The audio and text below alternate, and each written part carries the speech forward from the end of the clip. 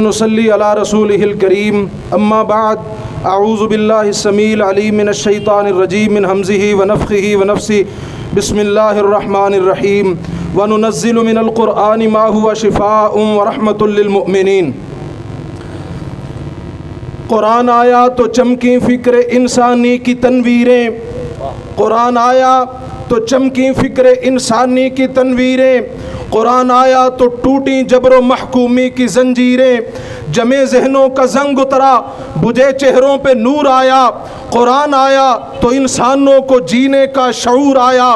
تمدن آیا، تہذیب آئی، امن آیا، قرار آیا، قرآن آیا تو عالم پہ بہار آئی، نکھار آیا۔ میرے عزیز بھائیوں، مرکزی جمعیت اہل حدیث اور اہل حدیث یوتھ فورس کا دنیا بھر کے اندر یہ اعلان ہے کہ قرآن ہماری جان ہے، قرآن پہ جان بھی قربان ہے، قرآن ہمارا مان ہے،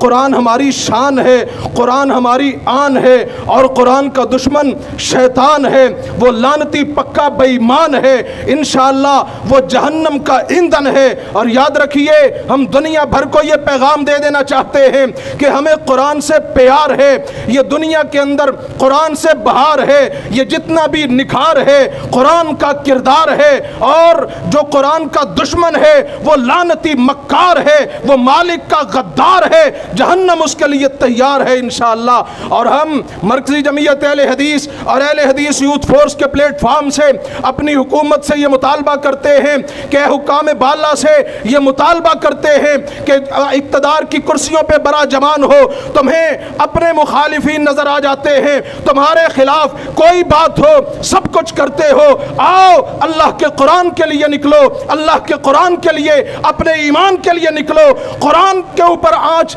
آنے دینا یہ کسی مسلمان کو گوارا نہیں ہے۔ ہمارا یہ ایمان ہے کہ قرآن کی حفاظت تو اللہ کریں گے، لیکن اللہ مسلمانوں کو دیکھتے ہیں کہ یہ مسلمان کس قدر قرآن کے وفادار ہیں، یہ کس قدر رحمان کے وفادار ہیں۔ یہ تمہاری کرسیاں، یہ تمہارے اقتدار، یہ لمحوں کی بات ہے، یہ ختم ہو جانے والے ہیں۔ آج اگر اللہ کے قرآن کے وفادار بنو گے، اللہ کی رحمتیں بھی برسیں گی، ملک کی معیشت بھی ٹھیک ہوگی، سارے کے سارے معاملات بھی ٹھیک ہوں گے۔ اور یاد رکھیے، یہ جتنی معیشت کی تنگی کی بات ہم کرتے ہیں، اللہ کی قسم قرآن مجید کے اندر اس کا حل بیان کیا گیا ہے۔ وَمَنْ أَعْرَضَ عَنْ ذِكْرِي فَإِنَّ لَهُ مَعِيشَةً ضَنْكًا، اللہ نے فرمایا ہے کہ جو میرے ذکر سے، قرآن سے اعراض کرتا ہے اس کی معیشت تنگ کر دی جاتی ہے۔ اگر معیشت کی تنگی کو دور کرنا چاہتے ہو، قرآن کے قریب آؤ، قرآن کو سینے سے لگاؤ۔ جیسے ابھی میرے بھائی مزمل صاحب نے توجہ دلائی، شعیب مہیز صاحب نے توجہ دلائی کہ لوگوں قرآن کے ساتھ جڑ جاؤ گے،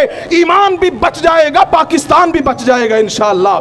اور میرے عزیز بھائیوں، ہم مرکزی جمعیت اہل حدیث اور اہل حدیث یوتھ فورس کے پلیٹ فارم سے حکام بالا سے یہ مطالبہ بھی کرتے ہیں، ان لوگوں کی اس بے غیرت کی، اس بے شرم کی، اس لعنتی اور مردود کی مذمت بھی کرتے ہیں اور اس کی مرمت کا مطالبہ بھی کرتے ہیں۔ اور میں تو یہ کہتا ہوں کہ ان سے مکمل بائیکاٹ بھی کیا جائے، اور اگر یہ لوگ اپنی ان گھنونی حرکتوں سے باز نہیں آتے تو ان سے اعلان جہاد کیا جائے۔ آپ تیار ہیں انشاءاللہ؟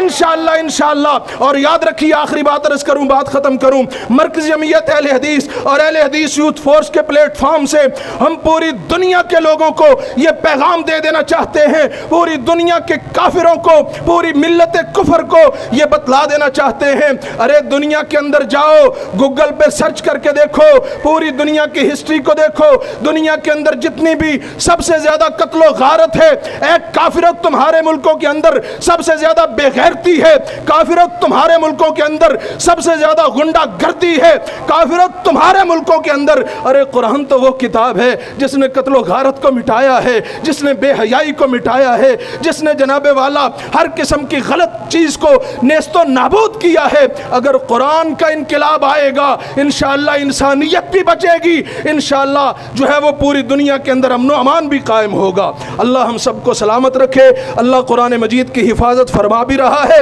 اور اللہ قرآن کی حفاظت فرمائے۔ اللہ ہم سب کا یہ نکلنا اپنی بارگاہ میں قبول کرے۔ آخر دعوانا الحمد